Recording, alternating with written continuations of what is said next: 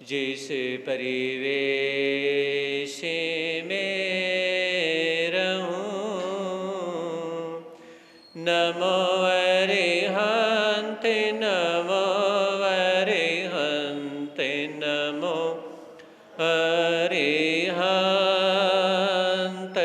कहूं। जिस साने से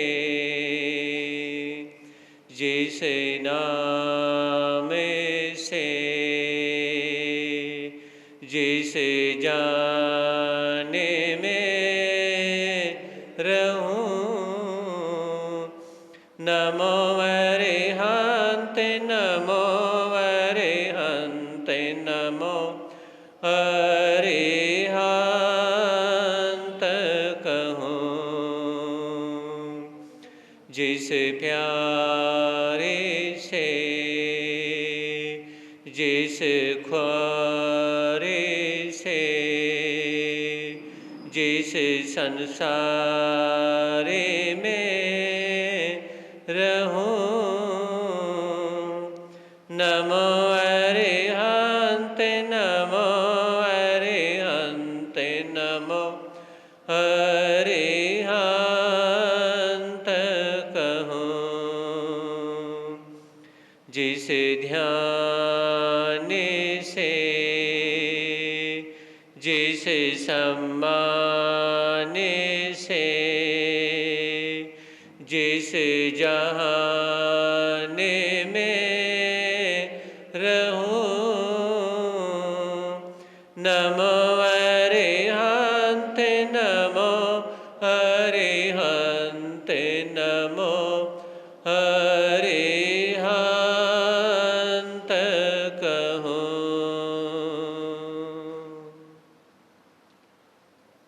है समय नदी की धार के जिसमें सब बह जाया करते हैं। है समय बड़ा तूफान परवल पर्वत झुक जाया करते हैं। अक्सर दुनिया के लोग समय में चक्कर खाया करते हैं, लेकिन कुछ ऐसे होते जो इतिहास बनाया करते हैं, इतिहास बनाया करते हैं।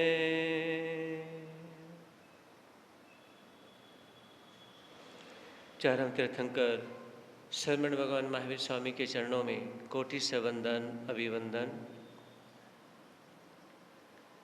पूज्य गुरुदेव के पावन चरणों में असीम आस्था के साथ कोटि से वंदन अभिवंदन। धर्म प्रेमी बंधुओं, सुना था आप लोगों ने कल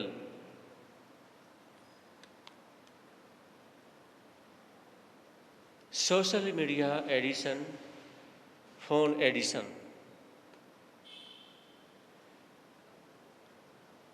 इनकी वजह से हम अपसेट माइंड होते जा रहे हैं। जैसे हम रिलैक्स हो सकते हैं,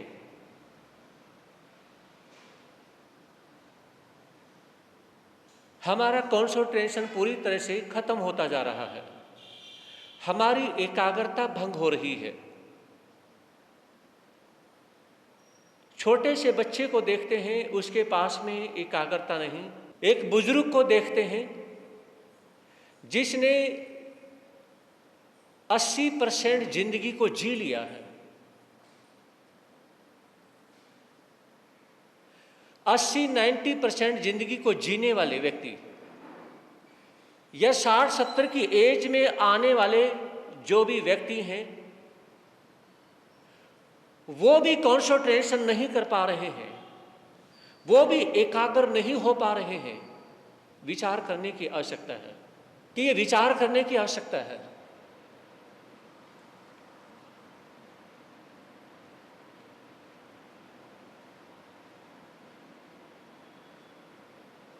कहीं पर जहां पर हम किसी से भी मिलते हैं तो जब तक आइज से आइज नहीं मिल जाती हैं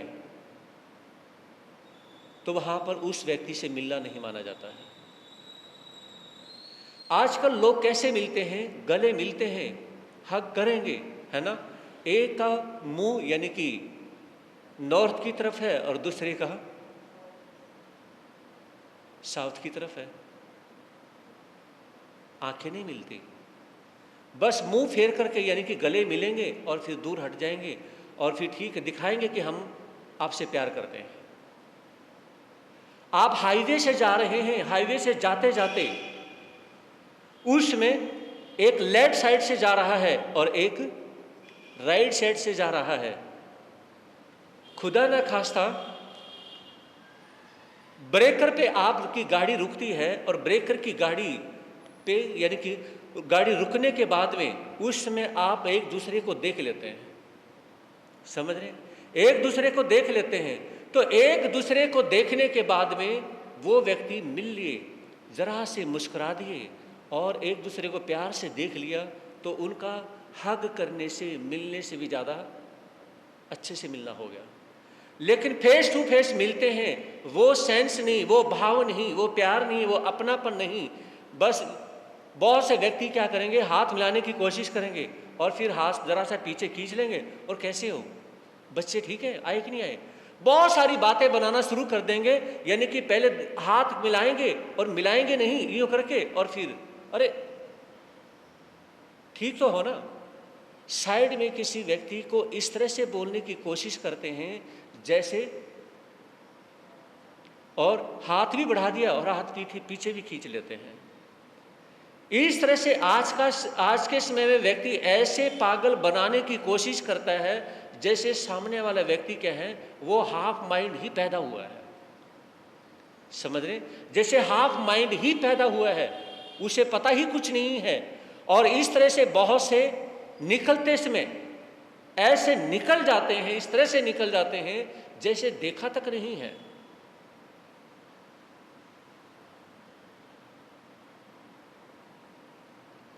विचार करिए,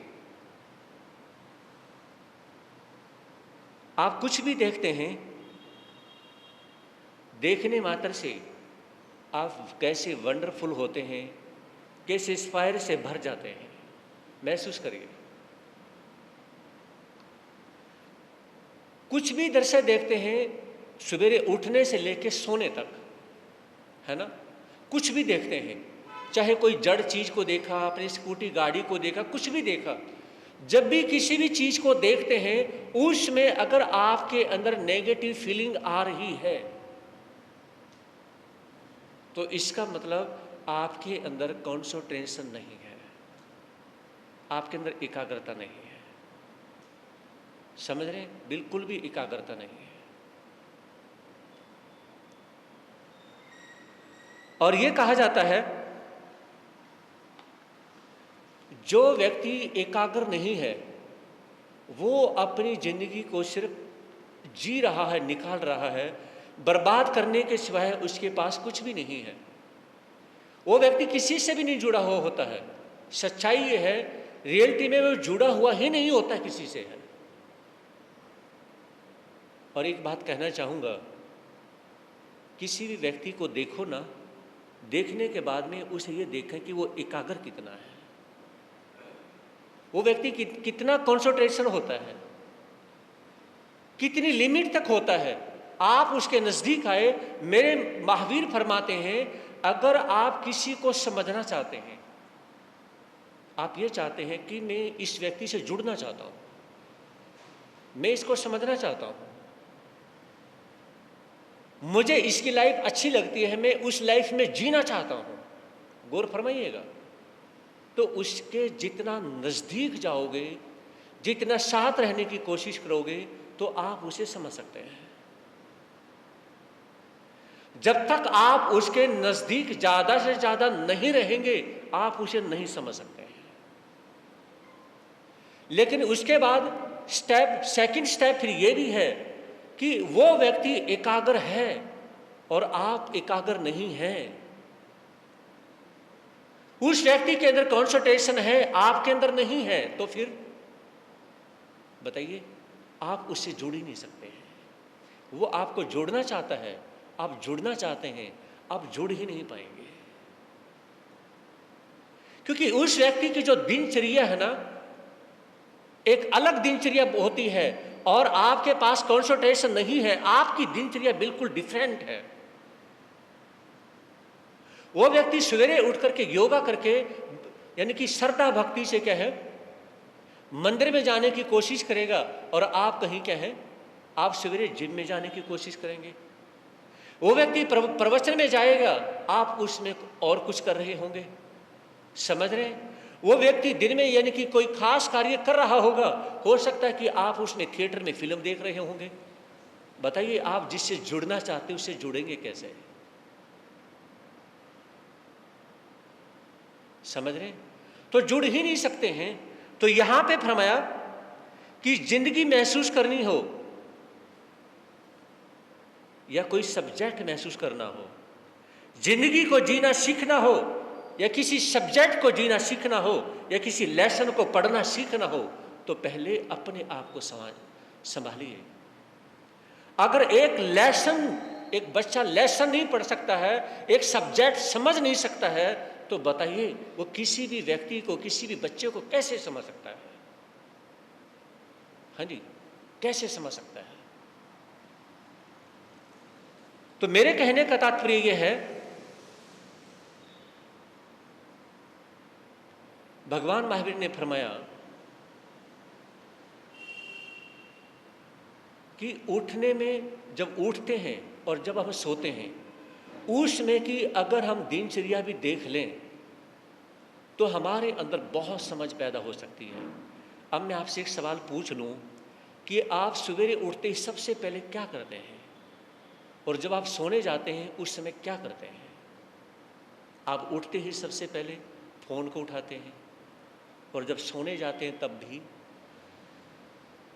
भी फ़ोन देख करके, उसको अच्छे से देख करके, कॉल मैसेज सब कुछ है ना, देख करके सोते हैं। बताइए आपके पास कंसंट्रेशन कैसे आएगा? बताइए आप धार्मिक कैसे बनेंगे? हाँ जी, कैसे धार्मिक बनेंगे? नहीं बन सकते हैं। तो मेरे कहने का मतलब है कि सवेरे उठते भी वही चीज और शाम को सोने जा रहे हैं फिर भी वही चीज।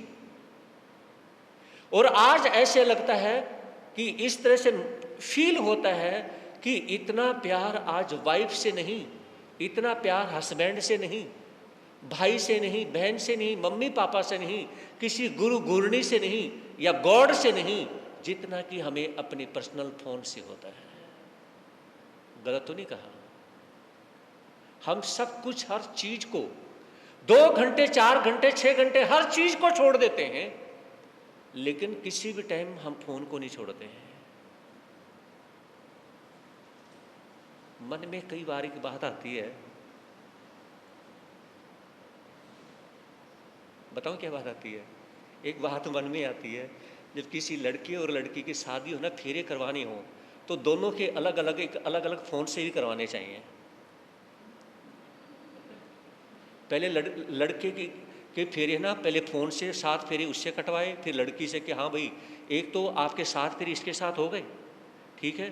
फर्स्ट नंबर पे अगर फेरे कटवाने लड़के के तो फ़ोन से कटवा दो, सेकंड नंबर पे लड़की से फेरे कटवा दो, उसके बाद में फिर लड़की के, यानी कि लड़की के भी फ़ोन के साथ फेरे कटवा दो, और उन्हें कहा जाए कि देखिए आपके 2 हस्बैंड हैं, आपकी 2 वाइफ है। हाँ जी, हाँ मैंने, आपके 2 हस्बैंड हैं, एक तो हस्बैंड ये है जिसके साथ ये फेरे लिए, और दूसरा हस्बैंड फ़ोन है, और फ़ोन बड़ा हस्बैंड है, दिखने में छोटा है लेकिन है ये बड़ा। क्यों? क्योंकि इसके बिना आप कोई भी कार्य करते ही नहीं। जो भी सवेरे उठने से लेकर सोने तक सबसे ज़्यादा कनेक्ट, सबसे ज़्यादा यानी कि देखना, सबसे ज़्यादा केयर करना, जरा सा भी यानी कि ये वो गिर जाए और उसकी जरा सा भी कोना सा यानी कि स्क्रीन कार्ड का टूट जाए, मूड खराब हो जाता है। और हस्बैंड को जरा सी खरोच आ जाए कोई काम करते समय, बैंडेड लगा लो, बैंडेड लगा लो, लगा करके उसके बाद क्या है कि बैंडेड लगा दिया, गौर फरमाइएगा, और उसके बाद आपको कोई टेंशन नहीं है ना। लेकिन फ़ोन का बार बार वही दिखाई देता, चुभता है दिमाग के अंदर। इतनी चुभन होती है, इतनी चुभन होती है। मुझे कई बार लगता है कि पैर में लगा हुआ कांटा शायद इतना नहीं चुभता होगा जितना बार बार उसे उठाने के बाद में और देखते ही। और उसमें अगर साथ में अगर कोई फ्रेंड कोई है, उसने कह दिया कि आपके फोन का तो स्क्रीन कार्ड ही टूटा हुआ है, आग लग जाती है तन बदन में। समझे नहीं? तन बदन में आग लग जाती है। मेरे कहने का तात्पर्य कि मुझे यह नहीं समझ आता है कि यानी कि वाइफ को जरा सी खरोंच आई कि वाइफ को यानी कि गिर गई और उसके पैर के अंदर मोच आ गई, उसकी बार बार केयर नहीं होती। हस्बैंड को चोट लग गई घुटने में, उसकी बार बार केयर नहीं होती जितनी बार बार केयर उसकी होती है ना? जितनी केयर होती है, कमाल की बात है। मुझे बताएंगे, एक सवाल करने जा रहा हूं आपसे, बताओगे एक स्टूडेंट का धर्म क्या होता है?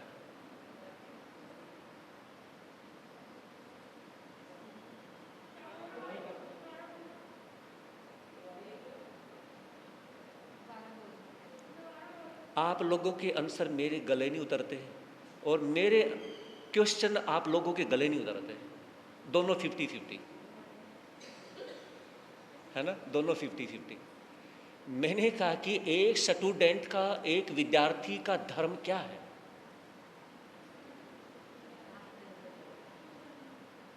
हाँ जी, कोई बात नहीं, आपको स्टूडेंट, क्योंकि इसमें आप स्टूडेंट हो ही नहीं, और जब आप स्टूडेंट थे उसमें माहौल कुछ और था, आज माहौल कुछ और है। आप ये बताएं, एक यानी कि आप यहाँ पर बैठे हैं, आपका धर्म क्या है इसमें प्रेजेंट में? जस्ट आपका धर्म क्या है अभी? आपका क्या धर्म होना चाहिए? विचार करें।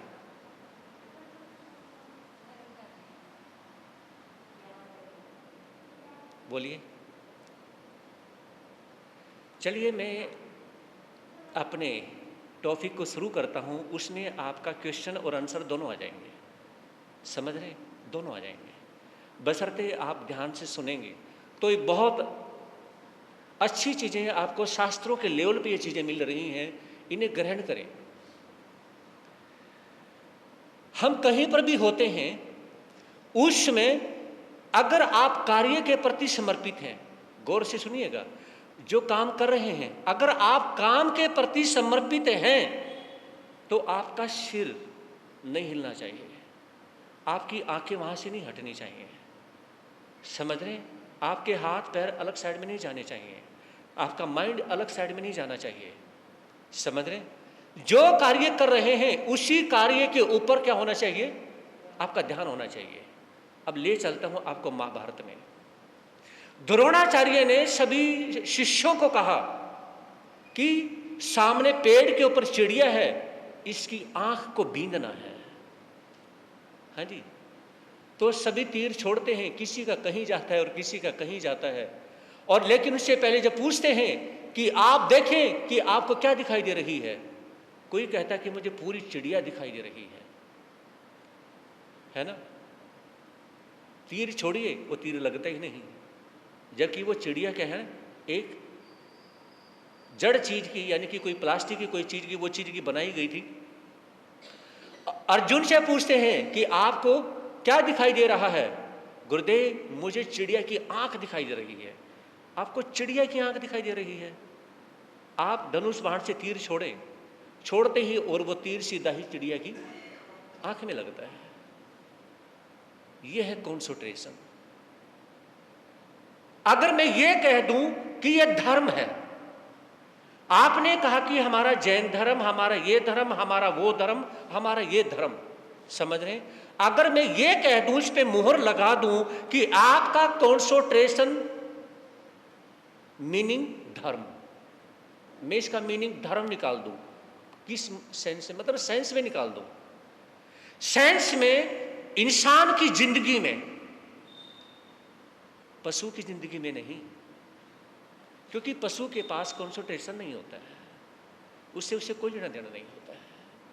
लेकिन किसी हद तक देखिए, अगर एक कंकर उठा करके कुत्ते की तरफ फेंकते हैं तो कुत्ता उस कंकर पे झपटता है, और वही कंकर उठा करके अगर शेर की तरफ फेंका जाएगा तो शेर कंकर को नहीं, मारने वाले के ऊपर झपटता है। कॉन्सेंट्रेशन देखिए, समझ रहे? उसमें गुरु द्रोणाचार्य ने कहा कि बेटा, आपने जो तीर छोड़ा है और वो चिड़िया की आंख में लगा है, आपका कॉन्सेंट्रेशन कमाल का है। समझ रहे? कमाल का है। दिल्ली में एक जगह प्रवचन चल रहा था, और प्रवचन करते समय एक बार मुझे ऐसा लगा कि ये जो भाई है ना, ये बहुत बहुत ज़्यादा एकाग्रता से सुनता है। मैंने एक बार उससे पूछ लिया कि कल आपके बराबर में कौन बैठा हुआ था, और वो आगे के लाइन में बैठा हुआ था। उसे बहुत सोचना पड़ा, बहुत सोचना पड़ा। मैंने कहा थैंक्स, मैं यही चाहता हूँ। हाँ जी, मैंने कहा मैं आपका थैंक्स अदा कर रहा हूं। मैं यही चाहता हूं कि आपको यही नहीं पता था कि आपकी बराबर में प्रवचन सभा में कौन बैठा हुआ था। कहा कि महाराज जी, कल प्रवचन में इतना खो गया था ना, मैं आपकी तरफ देखे जा रहा था और आपकी वर्डिंग को सुने जा रहा था। मुझे यही नहीं पता कि मेरे बराबर में कल बैठा कौन था। मैंने कहा कि मुझे बहुत खुशी हुई, आपको ये नहीं पता कि कौन बैठा था, लेकिन आपको ये पता है कि सामने कौन संत प्रवचन कर रही थी, आपको ये पता है, लेकिन आपके बराबर में कौन बैठा था ये आपको नहीं पता। फिर आपका प्रवचन सुनना सार्थक है। हाँ जी, फिर सुनना सार्थक है। लेकिन यहां पर एक भी ऐसा नहीं कह सकते हैं। तो उसमें द्रोणाचार्य ने जब ये कहा कि बेटा, यही कॉन्सेंट्रेशन याद रखना, आज आपका यही धर्म है। किसी भी चीज के प्रति आप होंगे, आप ये छोड़ें कि आपने समाई करनी है, संवर करना है, कुछ भी करना है, सब चीज को साइड में रखें। हर चीज को साइड में रख दें, सिर्फ एक कोशिश करें कि मैं अपना कॉन्सेंट्रेशन कैसे कर सकता हूं, यह विचार करें और कुछ भी ना करें। क्योंकि आपने एक जगह बैठे बैठे जिंदगी गुजारनी तो नहीं। हाँ जी, आपकी जिंदगी में खट्टे मीठे तीखे कड़वे बहुत सारे हर तरह के प्रसंग आएंगे, है ना। आप सब कुछ कार्य करेंगे, लेकिन एकाग्रता जो आपके अंदर है, उस एकाग्रता की वजह से आप आगे सब कुछ हासिल कर सकते हैं। फिर आप प्रवचन सभा में चले गए तो वहां कॉन्सेंट्रेशन, अगर आप स्टूडेंट हैं, आप स्कूल में चले गए तो वहां कॉन्सेंट्रेशन। अरे स्कूल में, सिंपल स्कूल में पढ़ने वाले बच्चे भी आगे जा सकते हैं। और हमारे देश में सबसे ज्यादा सरकारी नौकरियों पे बिहार के बच्चे हैं, जो एसी स्कूल में नहीं पढ़ते, जो सरकारी बिल्कुल सिंपल स्कूल में पढ़ते हैं। समझ रहे मेरी बात को?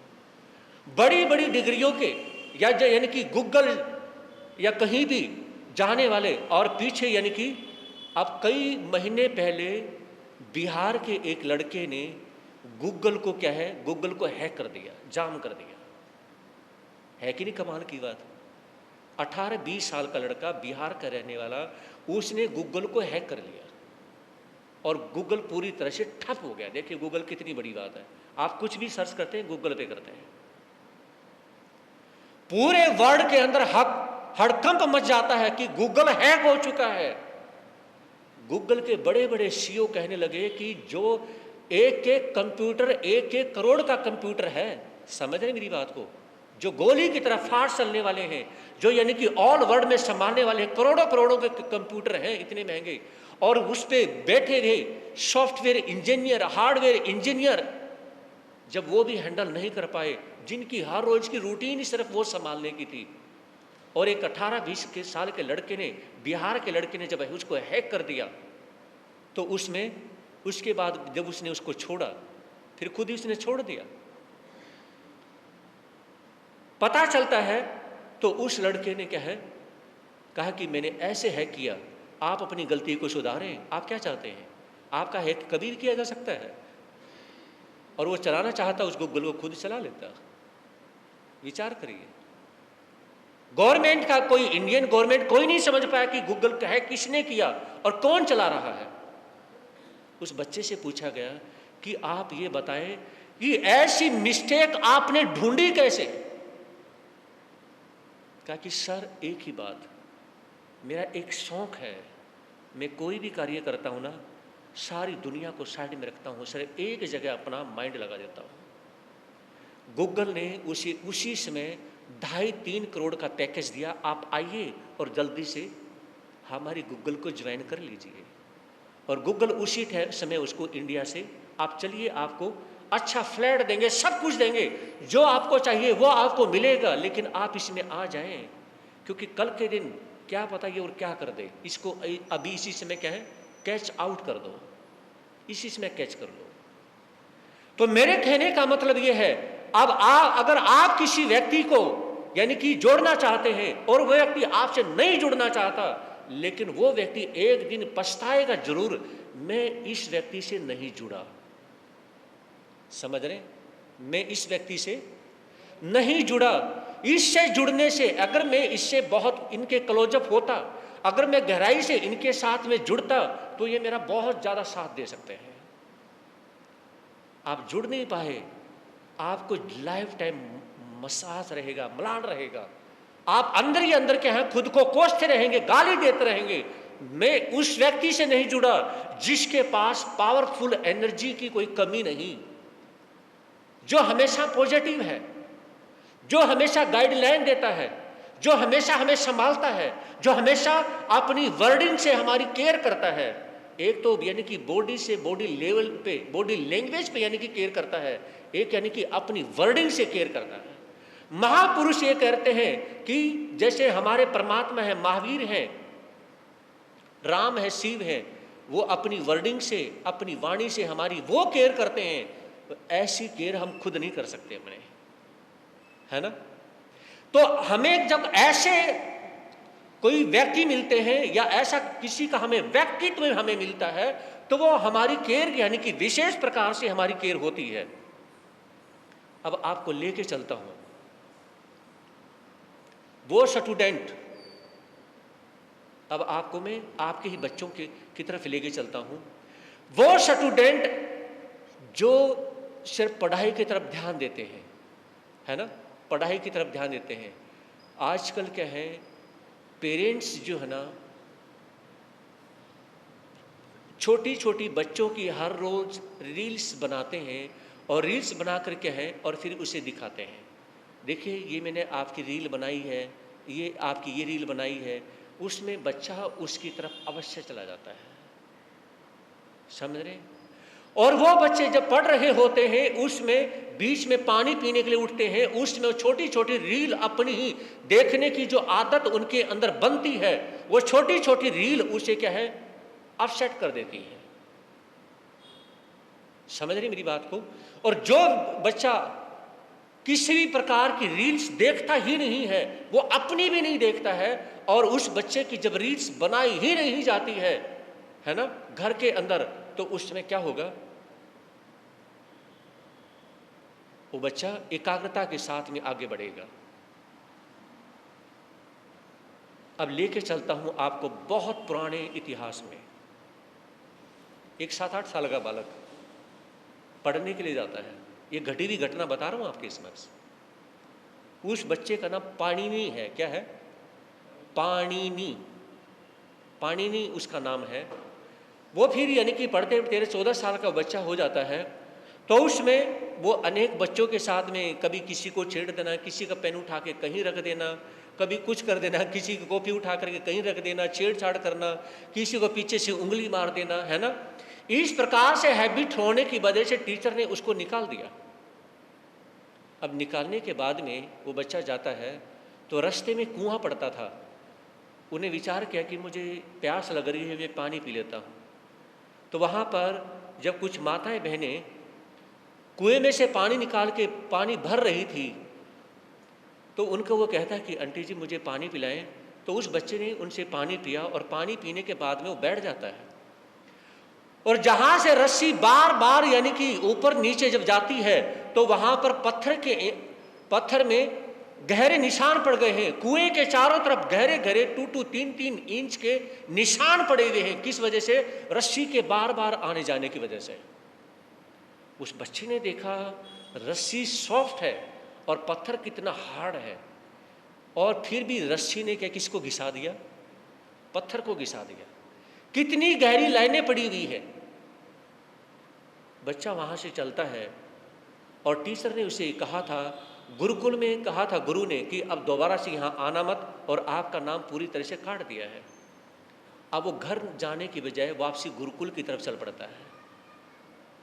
वापसी गुरुकुल की तरफ चल पड़ता है और उसने कहा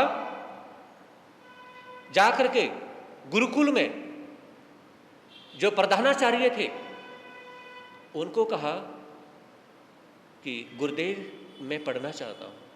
उनको बहुत गुस्सा आता है। कहा कि तू मेरे से मार खाएगा, तू जल्दी से स्कूल से गुरुकुल से बाहर निकल जा, तुझे तो पढ़ाना ही नहीं है। वो पानी नहीं बच्चा पैर पकड़ के बैठ जाता है कि गुरुदेव मैं पढ़ूंगा, आप मुझे मारें जो मर्जी करें, लेकिन आज मुझे एक लास्ट चांस दे दें, मैं वो बन के दिखा सकता हूं शायद कोई बन ही नहीं सकता है। समझ रहे? उस बच्चे के दिमाग पे गहरी चोट लगती है जब कुएं से पानी निकालते समय माताएं बहनें और पत्थर घिस जाता है लेकिन रस्सी नहीं घिसती है। उसने अपने गुरु के समक्ष कहा, गुरुदेव ये मैंने दृश्य देखा है, अगर आप एक चांस मुझे दे दें, मैं दोबारा से नहीं कहूंगा। वो पढ़ने लगता है। आपको आश्चर्य होगा, आश्चर्य होगा कि वो बच्चा इतना पढ़ता है, इतना ज़्यादा पढ़ता है, इतना ज़्यादा पढ़ता है। शायद आप लोगों ने संस्कृत की एक आती है, 3 बुक आती हैं, लघु सिद्धांत कौमुदी, मोटी बुक होती है, समझ रहे? जैसे इंग्लिश की ग्रामर होती है ना, ऐसी संस्कृत की जो उसको बोलते हैं लघु सिद्धांत कौमुदी, फिर मध्यम सिद्धांत कौमुदी और फिर सिद्धांत कौमुदी, 3 होती हैं। तो लघु सिद्धांत कौमुदी संस्कृत का, यानी कि वो व्याकरण कहो, ग्रामर कहो, पढ़ने का मौका मिला है, पढ़ी है। तो देखिए उस पाणिनि ने यानी कि लघु सिद्धांत कौमुदी की रचना कर डाली, उसकी रचना कर दी। कमाल की बात है। उसकी रचना करने के बाद में वो संस्कृत में इतना ज्यादा आगे लिखता जा रहा था, इतना लिखता जा रहा था, जो बड़े बड़े विद्वान 40-40 साल 60-60 साल के हैं उसका संस्कृत में अनुवाद करते हैं, ट्रांसलेशन जब उसकी करते हैं तो उनका भी दिमाग घूमने लगता है। तो उसमें विद्वानों ने सभा बुलाई, मीटिंग बुलाई कि सभी विद्वान इस समय मीटिंग करेंगे। जो मीटिंग करते हैं वो कहने लगे कि जो पाणिनि है ना, ये इतनी गूढ़ संस्कृत लिखता जा रहा है कि आने वाले समय में उसको पढ़ेगा कौन।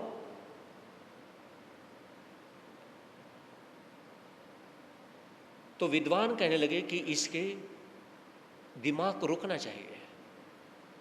जो आयुर्वेद के बड़े बड़े आचार्य थे उनको बुलाया गया कि आप ऐसी मेडिसिन का नाम बताएं जिसका इसका माइंड स्लो हो जाए और आगे ब्रेक लग जाए। हमने इसके माइंड को ब्रेक लगाना है।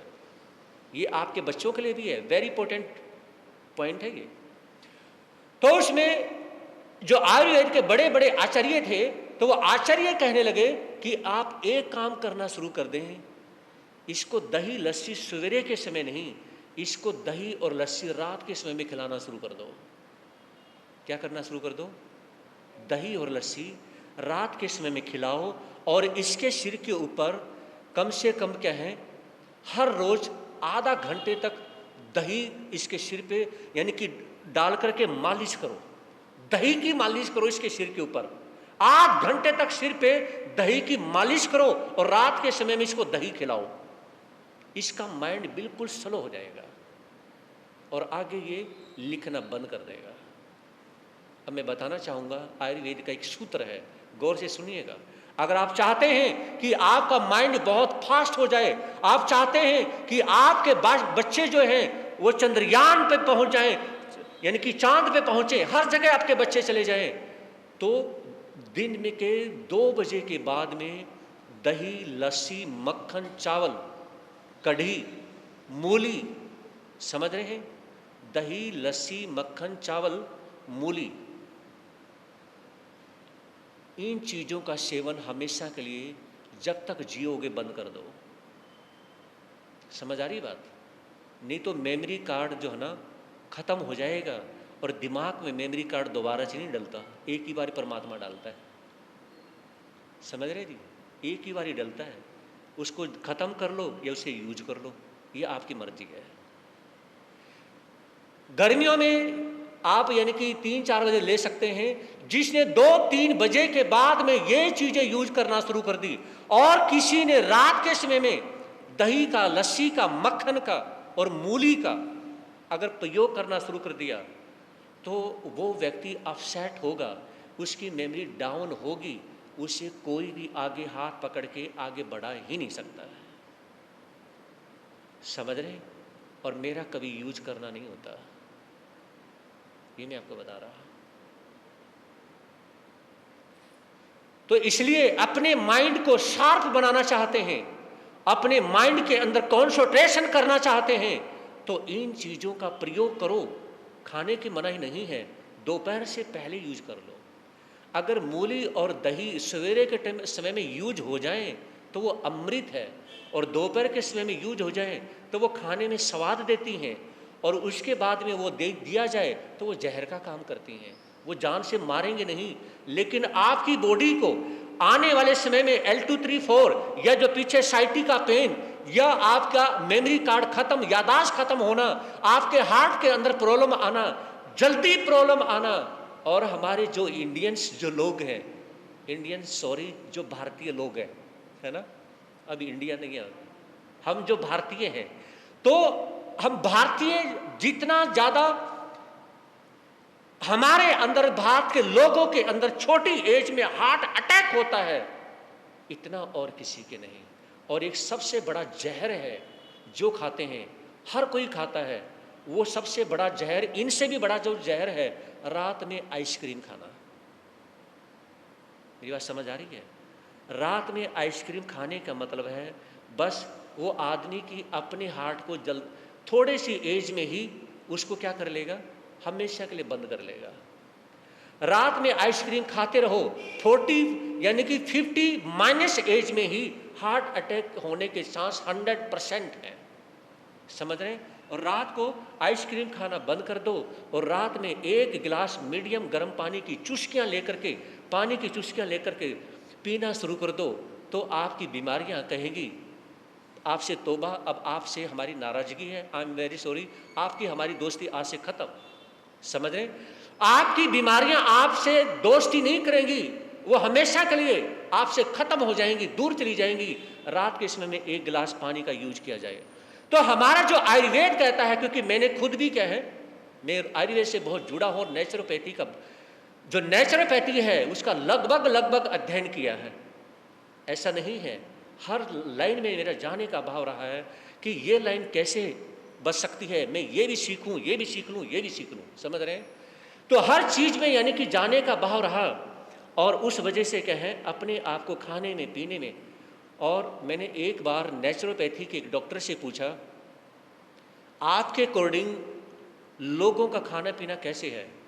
कहा कि सभी के सभी क्या हैं, अगर खाने पीने के हिसाब से देखा जाए तो सारे ही पागल हैं, किसी को ये नहीं पता कि मुझे खाना क्या है।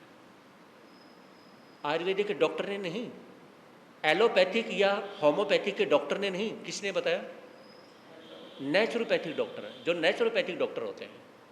और ये मेरा बहुत गहराई से सीखने का, करने का मेरा मौका मिला है, उनसे मेरा बहुत क्लोजअप हूँ, और वो डॉक्टर से इतना क्लोजअप कि बहुत ज़्यादा स्नेह प्यार है। और जिन डॉक्टर ने, वो ऐसे ऐसे डॉक्टर हैं जिन्होंने, आप 2-4 MBBS, BS, MD 3 डिग्री जानते होंगे, उस डॉक्टर ने 27 डिग्री ली हुई है। हाँ जी, 27। आज 45 की एज है और आज भी वो डिग्री ले रहा है, और उसने इतना पढ़ा है और इतनी डॉक्टरेट उसने हासिल की है कि इस डॉक्टर से अपनी बहुत अच्छी कहें गहरी दोस्ती है। तो मेरे कहने का मतलब है, आइए और अपना कंसंट्रेशन करिए, अपने आप को देखिए कि आपको करना क्या है। इस नरक की जिंदगी को छोड़िए, और ये जो जिंदगी हम जी रहे हैं, ये पूरी तरह से नरक की जिंदगी जी रहे हैं। हम किसी से पूछने की आवश्यकता ही नहीं। आप में से किसी से पूछने की जरूरत नहीं कि किस व्यक्ति का कंसंट्रेशन है और किसका नहीं है। आइज को देखें और आइज के चारों तरफ काले धब्बों को देख लें और उसके बारे में वो पता चल जाता है। शायद उस व्यक्ति को खुद भी नहीं पता होगा कि मैं कहाँ जी रहा हूँ। समझ रहे हैं? मैं जिंदगी कहाँ जी रहा हूँ, कैसे जी रहा हूँ, किसके लिए जी रहा हूँ, और मैंने अपनी जिंदगी नरक बनाई है, क्यों बनाई है। बस सिर्फ उसकी आइज को देख ले, सब कुछ सामने आ जाता है। जिन धर्म के प्यारे लोगों, ये सुन लो अमर कहानी, हम भूल गए हैं जिनको, जरा याद करो कुर्बानी। लेकिन कई बार मेरे मन में एक बात आती है, हम जितने भी जैन साधु साध्वी हैं ना, हमने अपनी ज़िंदगी लोगों के लिए ज़्यादा इजी बना दी और ये हमारे लिए कई बार बहुत गलत हो जाता है। देखेंगे आज बहुत बड़े बड़े स्पीकर हैं, ये नहीं कि उनके पास में बहुत ज्ञान है, अपने जैन संत हैं, उनके पास नॉलेज की, सिद्धियों की कोई कमी नहीं है ना, लेकिन वो आपको प्रवचन फ्री सुनाते हैं, आप वैल्यू नहीं करते हैं। और बड़े बड़े स्पीकर हैं, उनको सुनने के लिए है ना अंदर टिकट लेनी पड़ती है, 500 हजार 2,000 की टिकट लेनी पड़ती है उनको सुनने के लिए। और जो प्रवचन अभी आप सुन रहे हैं, ये प्रवचन सुनने के लिए टिकट लेनी पड़ती है और उनकी वैल्यू होती है। हाँ जी, इतने डीप यानी कि प्रवचन सुनने के लिए, जो सुनने के, यही आप कहीं ऐसे स्पीकर से सुनेंगे, आप वाह वाह करते जाएंगे, 70 जगह बताएंगे, उनकी वीडियो को पता नहीं कहाँ कहाँ कहेंगे, शेयर करेंगे, पता नहीं क्या क्या करेंगे, है ना। उनके बारे में उनका नाम यानी कि जो भी सोशल साइट है, मीडिया है, वहाँ डालेंगे और उनको शेयर करेंगे। वो एक बार कह देंगे कि आप क्या करें, हमारी वीडियो को शेयर करें, तो आप पता नहीं क्या क्या करेंगे। एक सांप को हर रोज नमक वाली चीज खिलाना शुरू कर दो, उसका जहर खत्म हो जाएगा। समझ रहे हैं? और यानी कि हर रोज किसी को अच्छी स्पीच देना शुरू कर दो, पता नहीं वो पॉजिटिव होगा नहीं। तो यहां पे सुन रहे हैं हरिश्चंद्र चरित्र में रोहित अपनी मां के प्रति बहुत ज्यादा केयरिंग नेचर करता है, बहुत ज्यादा। तो उसमें उसके मन के अंदर अब डर भी खत्म हो जाता है, भय खत्म हो जाता है। उसे कोई अंधेरे से, कोई सांप से, बिच्छू से, किसी चीज से डर नहीं लगता है। और यहां पर मैं कहना चाहूंगा कि आप अपने बच्चे को कभी भी डराएं ना अंधेरे में कि वो चीज आ जाएगी, भूत आ जाएगा, ये आ जाएगा, कभी बच्चे को डराएं ना। समझ रहे हैं? आजकल जो पेरेंट्स है ना, छोटी सी एज में ही बच्चे को डराना शुरू कर देते हैं। बच्चा आपकी सुनता नहीं है, आपकी मानता नहीं है ना। कोई कहेगा कि बाबा आएगा कान काट लेगा, कोई कहेगा कि अंधेरे में भूत आ जाएगा, ये हो जाएगा। तो ऐसी ऐसी बातें, जो नेगेटिव बातें हैं, वो अपने बच्चे में के दिमाग के कभी भी ना डालें। बच्चे को स्टार्टिंग से ही आप पॉजिटिव सिखाएं। आप अगर सैड हैं, कोई बात नहीं, आप रिलैक्स नहीं हो पा रहे हैं, कोई बात नहीं, लेकिन बच्चे को रिलैक्स होना सिखाएं, बच्चे को रिलैक्स करना सिखाएं और रिलैक्स होना सिखाएं। हमेशा से ये सिखाएं। तारा ने अपने बच्चे को यही सिखाया है। वो रोती है, अकेले में रो लेती है, लेकिन बच्चे के सामने जब वो आती है, वो खुश है और अपने बच्चे को रिलैक्स करना सिखाती है, अपने बच्चे को जीना सिखाती है, अपने बच्चे को सिखाती है कि बेटा आगे जाके करना क्या है। एक बड़े का सम्मान कैसे किया जाता है, अगर कोई बुजुर्ग है उसका सम्मान कैसे किया जाता है, बच्चों में बच्चे को कैसे रहना चाहिए, बड़ों में बच्चे को कैसे रहना चाहिए, जब बड़े होते हैं उसमें कैसे बैठना चाहिए। इसलिए ये कहते हैं कि संत समाज का आईना होते हैं, वो शीशा होते हैं, वो एक ऐसा लेंस होते हैं, वो ऐसी यानी कि साइंस के वो चीज होते हैं, सूक्ष्मदर्शी होते हैं, जो अंदर का एक्सरा भी कर लेते हैं और वो आपको बता रहे होते हैं। संतों का काम समाज को निखारना, ऊपर उठाना होता है, इसलिए उनको कहना जरूरी होता है। 100 वर्ष की जिंदगी से अच्छे हैं धर्म के 2। 100 वर्ष की जिंदगी से अच्छे हैं धर्म के 2। जिंदगी की हर खुशी से अच्छे हैं धर्म के 2। महावीर स्वामी की, आचार्य भगवान श्री शिवनी जी महाराज की, चमत्कारी बाबा परम सेवा पूज्य गुरुदेव श्री प्रेम सुख जी महाराज की, उपाध्याय प्रभु श्री रविंद्र मुनि जी महाराज की, सर्वधर्म दिवाकर श्री रमणी मुनि जी महाराज की, प्रज्ञा मेरे श्री पूज्य गुरुदेव श्री उपेंद्र मुनि जी महाराज की,